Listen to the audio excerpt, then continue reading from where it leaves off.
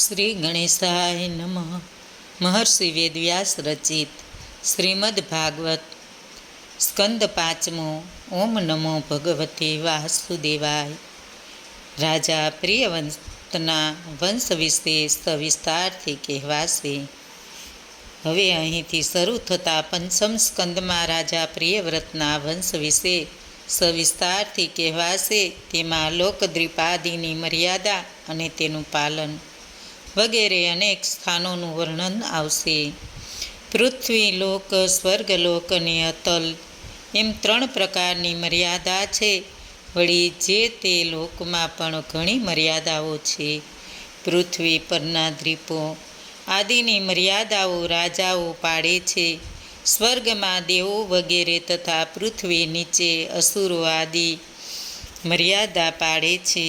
પ્રથમ પૃથ્વી પર દ્વીપાદિની મર્યાદાઓનું પાલન પ્રિયવ્રત વગેરે રાજાઓએ કર્યું હતું તે કહેવાશે. પછી જ્યોતિચક્ર વગેરેમાં સૂર્યાદિ મર્યાદા પાડે છે અને ત્યાર પછી અતલ વગેરેમાં અસુરો મર્યાદા પાડે છે. પ્રારંભમાં જ્ઞાની હોવા છતાં પ્રિયવ્રત રાજાએ રાજ્ય કર્યું અને પુનઃ તેમને જ્ઞાન નિષ્ઠા થઈ એવી કથા કહેવાશે, જે અદ્ભુત છે. રાજા પરીક્ષિત કહે, હે મુનિવર, રાજા પ્રિયવ્રત ભગવાનના ભક્ત ને આત્મરમણ કરનાર જ્ઞાની હતા, છતાં કેમ આસક્ત થયા? કારણ કે ગૃહને લીધે જ કર્મબંધન તથા પરાભવ સ્વરૂપ વિસરાય છે. હે બ્રાહ્મણ શ્રેષ્ઠ, બધા સંગનો ત્યાગ કરનાર મહાપુરુષોને ગૃહસ્થથી થવી અયોગ્ય છે. હે બ્રહ્મર્ષિ શ્રેષ્ઠ કીર્તિવાન ભગવાનના ચરણની છાપ વડે જેમના ચિત્ત શાંત હોય તે મહાપુરુષોને કુટુંબમાં સ્પૃહા થતી નથી. હે બ્રહ્મન, રાજા પ્રિયવ્રત સ્ત્રી ઘર પુત્રાદિ ઘણા આસક્ત હતા, છતાં તેમનો મોક્ષ થયો અને શ્રી કૃષ્ણ ભગવાનમાં તેમની અસ્ખલિત બુદ્ધિ થઈ એ વિશે મોટી શંકા છે. સુખદેવજી કહે, તમે સાચું જ કહ્યું છે.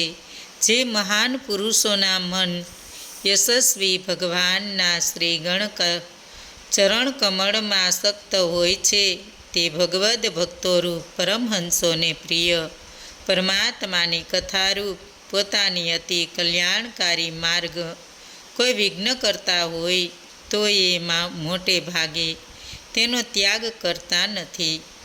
હે પરીક્ષિત, રાજકુમાર પ્રિયવ્રત પરમાત્માના પરમ ભક્ત હતા. તેમણે નારદજીની સેવા કરીને આત્મતત્વ જાણ્યું. તેથી આત્મધ્યાનના કાર્યનો જ નિયમ લેવાનું વિચાર્યું. ત્યારે તેમના પિતા સ્વયંભૂ મનુએ શાસ્ત્રોક્ત રાજગુણોને પાત્ર પોતાનો પુત્ર પ્રિયવ્રત જ હોય તેમને પૃથ્વીનું રક્ષણ કરવાની આજ્ઞા આપી. પ્રિયવ્રતે તો પ્રથમથી જ ભગવાન વાસુદેવને એકાગ્ર ચિત્ત વડે સર્વ ઇન્દ્રિયોની ક્રિયાઓ અર્પણ કરી હતી. પૃથ્વીનું રક્ષણ કરવાની પિતાની આજ્ઞા જોડે સ્વીકારવા યોગ્ય હતું તો પણ રાજ્ય અધિકારીમાં મિથ્યા રાજ્ય પ્રપંચને કારણે આત્મ સ્વરૂપની વિસ્મૃતિ જ થશે એ વિચારે પ્રિયવ્રતે તે રાજ્ય અધિકારમાં મિથ્યા પિતૃ આજ્ઞા માની નહીં. એ ગુણ દ્રષ્ટિ વધારવાના વિચારથી બ્રહ્માજી સર્વ વેદો ને મરીચી વગેરે સપરિવાર બ્રહ્મલોકમાંથી હંસ પર બિરાજીને ત્યાં આવ્યા. તે વેળા આકાશમાં તેઓ ચંદ્રની જેમ પ્રકાશતા હતા. વિમાનોમાં બિરાજેલા દેવતાઓ તેમનું પૂજન કરતા હતા. ગંધર્વો, સિદ્ધો, સાધ્યો, ચારણો અને મુનિઓ માર્ગમાં તેમની સ્તુતિ કરતા હતા. પછી પ્રજાપિતા બ્રહ્માજી ગંધમાર્દન પર્વત પર ગુફાને પ્રકાશિત કરતા ત્યાં આવ્યા. આ ગંધમાર્દન પર્વત એ જ મંદરાચલ રાજકુમાર અવસ્થામાં પ્રિયવ્રત ગંધમાદનની ગુફામાં આત્મધ્યાન માટે રહેતા હતા. બ્રહ્માજી આવ્યા ત્યારે દેવર્ષિ નારદ ત્યાં હતા. બ્રહ્માજી પ્રિયવ્રતને આત્મવસ્તુનો ઉપદેશ કરતા હતા. તે વખતે સ્વયંભૂ મનુ પોતાના રાજ્યને માટે પ્રિયવ્રતને લાયક ગણીને તેમણે સમજાવવા માટે તે ગુફામાં આવ્યા હતા. પરંતુ પ્રિયવ્રતે પિતાનું વચન માન્યું નહીં. તે જાણીને બ્રહ્માજી ત્યાં આવ્યા હતા. દેવર્ષિ નારદજીએ બ્રહ્માજીની પૂજા કરી. સ્વયંભૂ મનુ તથા પ્રિયવ્રતે પણ ઊભા થઈને બ્રહ્માજીની પૂજા અને સ્તુતિ કરી. ત્યારે બ્રહ્માજી પ્રિયવ્રતને કહે છે, હે સૂત, મારું સત્ય વચન સાંભળ. ભગવાન પર દોષારોહણ કરવાને તું લાયક નથી, કારણ કે હું બ્રહ્મા, શંકર, આ પિતા તારા ગુરુ અને મહર્ષિ નારદ, અમે પણ એમની આજ્ઞાનું પાલન કરીએ છીએ. કોઈ પણ પ્રાણી તપથી, યોગ શક્તિથી, વિદ્યાથી, બુદ્ધિથી, ધનથી, ધર્મથી, બીજાથી કે પોતાનાથી ભગવાને કરેલું નષ્ટ કરવાને બિલકુલ સમર્થ નથી. હે તાત, જન્મ યા નાશ કરવાને, કર્મ કરવાને માટે, નિરંતર શોક માટે, મોહ કે ભય માટે, સુખ યા દુઃખ માટે પરમાત્મામાં જે દેહ આપે તેને જ જીવ સમૂહ ધારણ કરે છે. તેમાં કાંઈ ફેરફાર કરી શકતો નથી. દેહ માટે જે પરમતંત્રતા છે તે જ કર્મ કરવામાં પણ પરતંત્રતા છે. હે વત્સ, આપણે સૌ ઈશ્વરની એ વેદવાણી રૂપ દામણમાં ગુણકર્મરૂપી મજબૂત દોરડીઓથી બંધાયેલા છીએ. આ દોરડીઓ બ્રહ્માદિથી જાતિઓ નાથેલા બ્રાહ્મણો જેમ તેના માલિકને આધીન રહીને તેની ઈચ્છા પ્રમાણે કામ કરે છે, તેમજ આપણે પણ ઈશ્વર આધીન રહીને તેમની ઈચ્છા પ્રમાણે કામ કરીએ છીએ. આપણે જેમ કર્મ કરવામાં પરતંત્ર છીએ તેમ ભોગો ભોગવવામાં પણ પરતંત્ર છીએ. હે પુત્ર, ગુણ કર્મના સંગથી ભગવાન આપણને જે કંઈ દેવતી પ્રપંચ દેહમાં જોડે છે તેને જ આશ્રય કરીને આપણે પરમાત્માને આપેલા સુખ દુઃખો ભોગવીએ છીએ.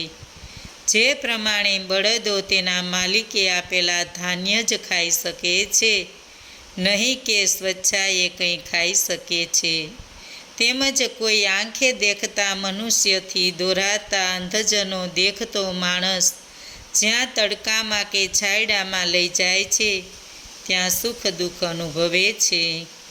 કદાચ તું કહેશે કે આ બધી વાતો તો અજ્ઞાની માટે છે, જ્ઞાની માટે નથી. તો સાંભળ, જીવન મુક્ત હોય તોય પોતાનું પ્રારબ્ધ કર્મ હોય ત્યાં સુધી જ કર્મ ભોગવતો પોતાનો દેહ ધારણ કરે છે. જેમ કોઈ મનુષ્ય સ્વપ્નમાં અનુભવેલી વસ્તુને જાગ્રત અવસ્થામાં અહન રહિત થઈને જ સંભાળે છે, તેમ એ જીવન મુક્ત પણ દેહના અહમથી રહિત કોઈ બીજો દેહ માટે કર્મો કરતો નથી. તે વાસનાઓ રાખતો નથી. માટે ભગવાને નિર્મેલો દેહ સંબંધ તથા પ્રારબ્ધ ભોગતો જ્ઞાની માટે દુરસ્ત્ય જ છે. તો પછી બીજાની તો વાત જ શી? ઘરમાં રહીને ભોગો ભોગવ્યા કરે તેને અહમનો અભાવ કેમ રહે ને મોક્ષ પણ કેમ મળે? માટે ઘર ત્યજી વનવાસ કરવો ઠીક છે. એના નિરાકરણ રૂપે કહે છે કે જે મનુષ્ય આળસુ ઇન્દ્રિયવંશ રહેનારો હોય તેને તો વનમાં પણ સંસારનો ભય જ છે જ કારણ કે તે પ્રમાદી, નિત્ય, ચડ, શત્રુઓને, મન તથા 5 ઇન્દ્રિયો પર વિજય મેળવાય છે. તો તેને ઘેર રહીને શત્રુઓને એકદમ નહીં રોકતા, 5 ઇન્દ્રિયો પર નહીં રોકતા જીતવાનો પ્રયાસ કરવો જોઈએ. પછી તે શત્રુઓ બરાબર છીણ થઈને જીતાઈ જાય ત્યારે પોતે જ્ઞાની હોય દરેક સ્થળે વનમાં યા ઘરમાં સ્વેચ્છાએ ભલે વિચરે. તે તો પરમાત્માના ચરણ કમળનો પહેલેથી આશ્રય કર્યો છે. તેથી ચડ રિપુઓને જીત્યા છે.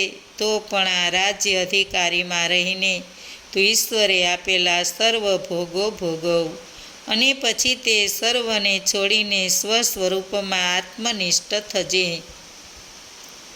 સુખદેવજી કહે, ભગવાનના પરમ ભક્ત પ્રિયવ્રતને બ્રહ્માજીએ એમ કહ્યું એટલે તેને ત્રિલોકના ગુરુ ભગવાનની આજ્ઞા પોતે અતિ સન્માનપૂર્વક માથે ચડાવી સ્વીકારી.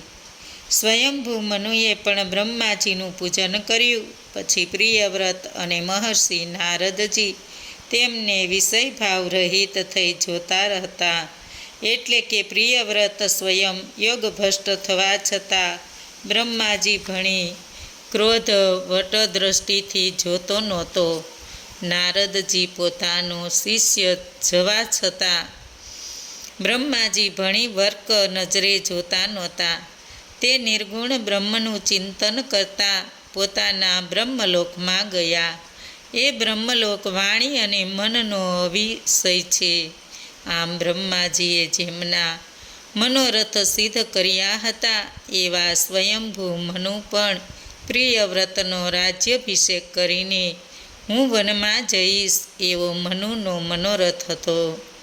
દેવર્ષિઓમાં સર્વશ્રેષ્ઠ મુનિની સંમતિથી પ્રિયવ્રતને આખી પૃથ્વીના પાલન માટે સ્થાપીને પોતે મહાવિષમ વિષયોરૂપી ઝેરી ઘરથી વિરામ પામ્યા. ઈચ્છા એ જ જેમને કર્માધિકારી અપનાવ્યો હતો એવા રાજા પ્રિયવ્રત સમસ્ત જગતના બંધનનો નાશ કરવામાં જેમનો પ્રભાવ છે એવા આદિપુરુષના ચરણનું વંદન કરવાથી પોતાના રાગ આદિ મેલ જો કે બળી ગયા હતા અને તેથી જ પોતે શુદ્ધ થયા હતા.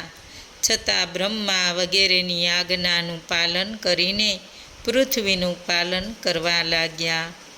પછી પ્રિયવ્રત પ્રજાપતિ વિશ્વકર્મા ભગવાનની બહિષ્મતી પુત્રીને પરણ્યા. પછી તે સીધી સ્ત્રીથી પોતાના જેવા ગુણશીલ કર્મરૂપ અને પરાક્રમી 10 પુત્રો અને નાની કન્યા નામે ઉજસ્વતીને ઉત્પન્ન કરી. તેમના બધા પુત્રો અગ્નિના નામવાળા હતા. આગ્નિધ્ય, ઇદમજીહ, યજ્ઞબાહુ, મહાવીર, હિરણ્યરેતસ, ધૂતપૃષ્ઠ, સવન, મેઘાતિથિ, વિતિહોત્ર અને કવિ એ સૌ અગ્નિના નામવાળા હતા. તે બધામાં કવિ, મહાવીર અને સવન એ 3 ઉદ્ધવરેતસ બ્રહ્મચારી જ રહ્યા હતા. બાલ્યાવસ્થાથી આત્મવિદ્યાનો અભ્યાસ કરીને તેમના પરમહંસનો આશ્રય સ્વીકાર્યો હતો. આમ ઉપસમ સ્વભાવના એ મહર્ષિઓ પરમહંસ આશ્રમમાં રહીને સમસ્ત જીવોના નિવાસ અને ભયભીતના શરણરૂપ વાસુદેવ ભગવાનના સુશોભિત ચરણ કમળનું હંમેશા સ્મરણ કરતા. તે કારણે પ્રાપ્ત થયેલા સ્ખલિત પરમ ભક્તિ યોગના પ્રભાવથી પવિત્ર થયેલા અંતઃકરણમાં પ્રગટ સઘળા પ્રાણીઓના આત્મા તથા સ્વસ્વરૂપભૂત તે ભગવાન વિશે દેહાદિ દેહની ઉપાધિ ત્યજીને આત્મની એકાગ્રતા પામ્યા હતા. પ્રિયવ્રત રાજાને બીજી પત્નીમાં પણ ઉત્તમ, તામસ અને રેવત નામે 3 પુત્રો થયા હતા. તે ત્રણેય મન્વંતરના અધિપતિ હતા. પછી પ્રિયવ્રત રાજાએ 11 અબજ વર્ષ પૃથ્વીને ભોગવી હતી. ત્યારે વિશાળ મનના પ્રિયવ્રતે પુરુષાર્થ ભર્યા બંને બાહુઓથી ધનુષની દોરી પ્રતંચા ખેંચીને તેના ટંકારથી ધર્મ શત્રુઓને હકાલી કાઢ્યા હતા. બહસ્મતી રાણીનો નિત્યનો વધતો જતો આનંદ એ એવો કે પોતાના સ્વામીને આવતા જોઈને આનંદ થાય વગેરે વિલાસો, સ્ત્રીના શૃંગાર આદિ અનુભવો પ્રગટ કરવા શરમથી સંકુચિત હાસ્ય મસ્કરીના વાક્યો આદિથી પોતે જાણે કે વિવેક ભ્રષ્ટને જાણે આત્મ સ્વરૂપને સમજતા જ નહીં હોય તેવા માલુમ પડતા હતા. મેરુ પર્વતને દક્ષિણામાં પ્રદક્ષિણા કરતા ભગવાન સૂર્યનારાયણ લોકાલોક પર્વત સુધી જ્યારે પૃથ્વીને પ્રકાશિત કરે છે ત્યારે અડધા ભૂમંડળને જ પ્રકાશિત કરે છે ને અડધાને તો અંધકારમાં રાખે છે. એ ના પસંદ કરીને રાજા પ્રિયવ્રત હું રાત્રિએ દિવસ કરીશ એવો નિશ્ચય કરીને સૂર્યના રથ સમાન અત્યંત વેગવંતા રથમાં બેસીને જાણે પોતે બીજા સૂર્ય હોય તેમ 7 વખત સૂર્ય પાછળ ગોળ ગોળ ઘૂમ્યા હતા. એ તેમને માટે કંઈ અશક્ય નહોતું, કારણ કે ભગવાનની ઉપાસનાને લીધે તેમને પ્રભાવ અન્ય પુરુષો કરતાં વધુ હતો. એ રાજા પ્રિયવ્રત સૂર્ય પાછળ ફર્યા ત્યારે તેમના રથના પૈડાની ધારથી પૃથ્વીમાં જે ખાડા પડ્યા તે જ 7 સમુદ્ર થયા. તેને લીધે જ પૃથ્વીના સપ્તદ્વીપો થયા. તેના નામ જંબુદ્વીપ, પ્લક્ષદ્વીપ, સાલ્મદ્વીપ, કુશદ્વીપ, કૌશનદ્વીપ, શાકદ્વીપ અને પુષ્કરદ્વીપ છે. તેનું માપ એકબીજા કરતાં ક્રમશઃ 2 ગણું છે. એ દ્વીપો એક એક સમુદ્રની ચારેકોર રચાયેલા છે. દરેક દ્વીપની બહાર એક એક સમુદ્ર છે, જેમ કે સારોદ ખારા જળનો, ઈસુરસોદ શેરડીના રસ જેવા મીઠા જળવાળો, સુરોદ મદિરા જેવા જળવાળો, ધ્રુતોદ ઘી જેવા જળવાળો, શિરોદ દૂધ જેવા જળવાળો, દહીં મંડોળ દહીંના જેવા જળવાળો તથા સુદ્રોદ શુદ્ધ મીઠા જળવાળો. આ 7 મહાસાગરો 7 દ્વીપોની ચારેકોર એક એક ખાઈ જેવા છે. વચ્ચે વચ્ચે તે દ્વીપોથી વીંટળાયેલા હોય તે દ્વીપો જેટલા જ માપના છે તથા એક મહાસાગર 7 દ્વીપોની બહારના ભાગમાં વિશાળપણે ચારે બાજુ રચાયેલા છે. બહિષ્મતીના પતિ પ્રિયવ્રત રાજા એ તે જંબુ આદિ 7 દ્વીપોમાં પોતાના આજ્ઞા અનુસાર ચાલનારા 7 પુત્રોને ક્રમશ એક એક દ્વીપનો રાજા બનાવ્યો. તેમણે પોતાની સુપુત્રી ઉજસ્વતી શુક્રાચાર્યને પરણાવી તેને દેવયાની નામની પુત્રી થઈ. ભગવાનની ચરણરજના પ્રભાવે ચડ ઇન્દ્રિયોને જીતનારા પ્રભુ ભક્તોમાં પરાક્રમ હોય તેમાં કંઈ નવાઈ પામવા જેવું નથી, કારણ કે અત્યંત જ ચાંડાળ શુદ્ર ભગવાનનો એક જ વખત નામોચ્ચાર કરે તે તત્ક્ષણ આ સંસારના બંધનથી છૂટી જાય છે. તો પછી નિત્ય ભજન કરનારા માટે તો શું દુર્લભ હોય. અત્યંત પરાક્રમી રાજા પ્રિયવ્રત એક દિવસ દેવર્ષિ નારદજીનું શરણું લેતા પોતાને જાણે કે અશાંત માનતા હોય તેમ વૈરાગ્યવાળા થઈને કહે, ઓહો, મેં બહુ ખરાબ કર્યું, કેમ કે અવિદ્યાથી રચાયેલા વિષમ વિષયો રૂપી કૂપમાં મને ઇન્દ્રિયોએ ધકેલ્યો છે. માટે હવે આ વિષયો બહુ થયા. અરે, હું કેવો પરાક્રમી પ્રિયવ્રત આ પત્નીને રમવાનું માકડું બન્યો, ધિક્કાર છે મને. પ્રિયવ્રત આમ સ્વનિંદા કરવા લાગ્યા. પછી શ્રી હરિની કૃપાથી તેમને આત્મવિવેક પ્રાપ્ત થયો હતો. એવા તે પ્રિયવ્રતે પોતાને અનુસરનારા પુત્રોને સરખે હિસ્સે પૃથ્વી વેચી આપી. જેની સાથે ભોગવિલાસ ભોગવ્યા હતા તે રાણીઓનો પણ સામ્રાજ્યની સંપત્તિ સહિત સાપ કાચડી ઉતારે તેમ ત્યાગ કર્યો. શ્રી હરિની હૃદયમાં સ્થાપવાથી જેમને ત્યાગનું સામર્થ્ય પ્રાપ્ત થયું હતું તેવા તે રાજાને પુનઃ મહર્ષિ નારદે ઉપદેશ આપ્યા. આ પ્રમાણના પંથને જ આશ્રય લીધો, અર્થાત શાલ્યગ્રામ નામે પવિત્ર વનમાં જઈને નિત્ય ભગવાનનું જ ભજન કરવા લાગ્યા. પ્રાચીન શ્લોકમાં પ્રિયવ્રત રાજાનો મહિમા દર્શાવ્યો છે. પ્રિયવ્રતે જે કાર્ય કર્યું છે તે ભગવાન સિવાય કોણ કરી શકે?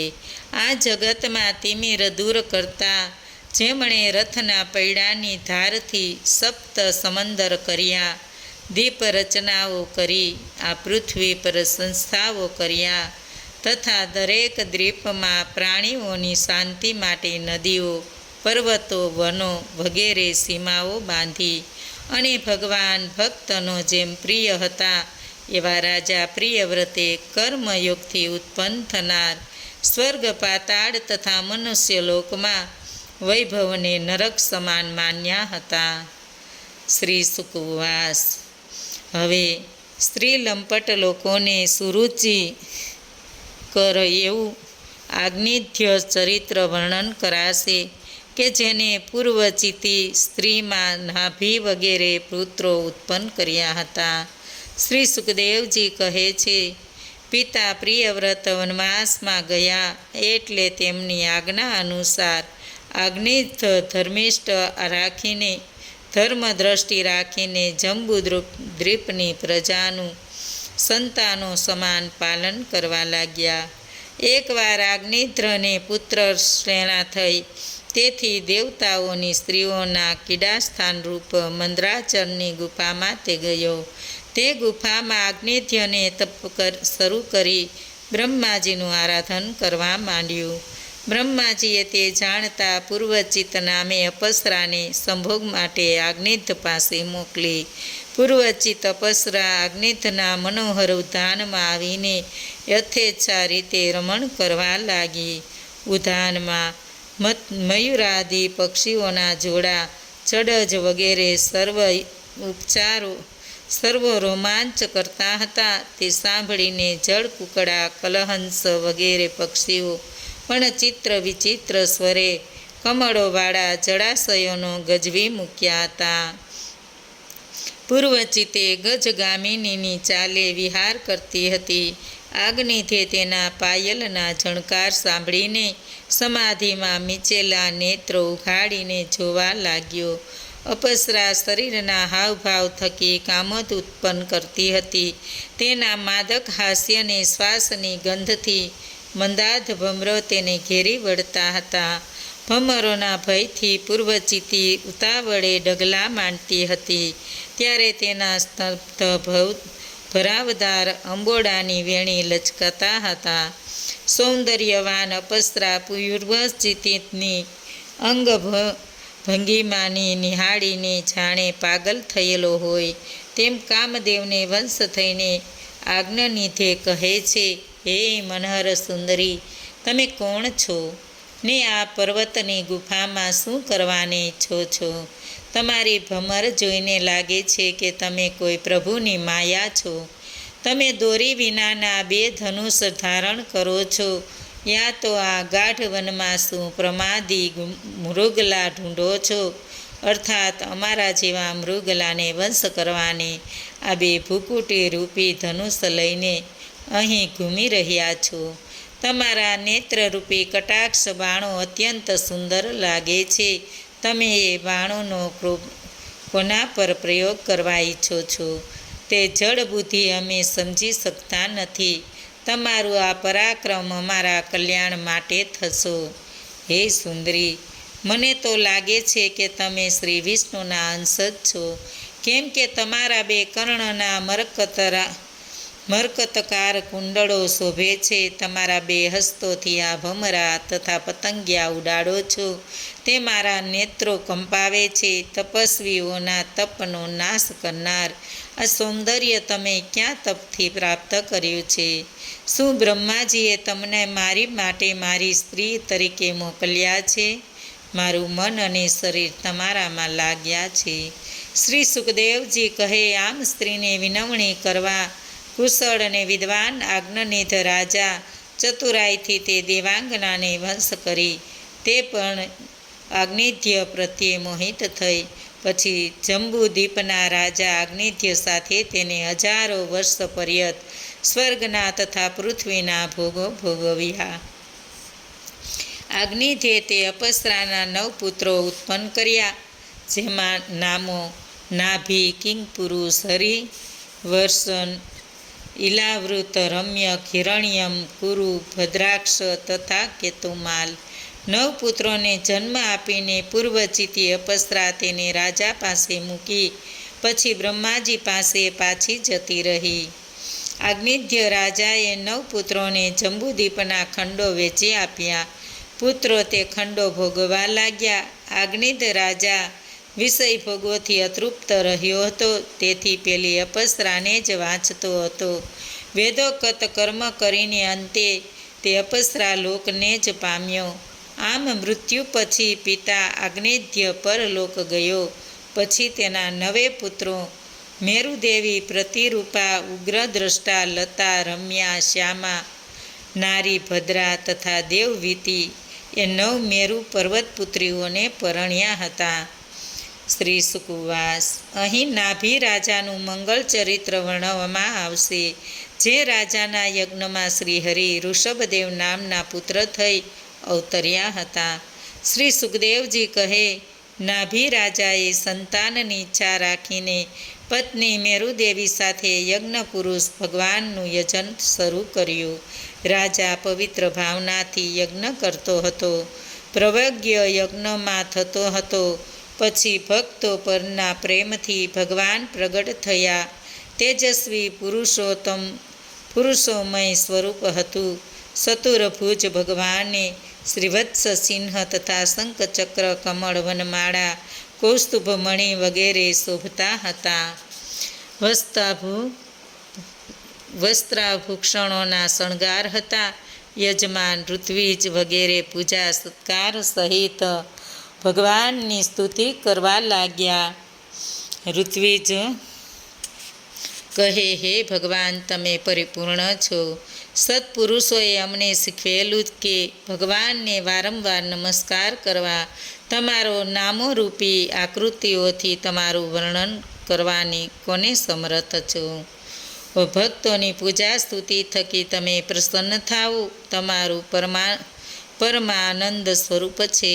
કામનાઓની આશા રાખનાર અમને જ માત્ર તમારા આરાધ્ય રૂપે ઉપયોગી થવા યોગ્ય છો. અર્થાત સકામ એવા અમને જ આ યજ્ઞાદિ તમારી આરાધના તરીકે ઉપયોગી છો, પરંતુ તમને તેથી કંઈ જ પ્રયોજન નથી. બોલો કૃષ્ણ કનૈયા લાલ કી જય. ભાગવત ભગવાનની જય. આજનું ભાવપુષ્પ શ્રી કૃષ્ણ અર્પણમ.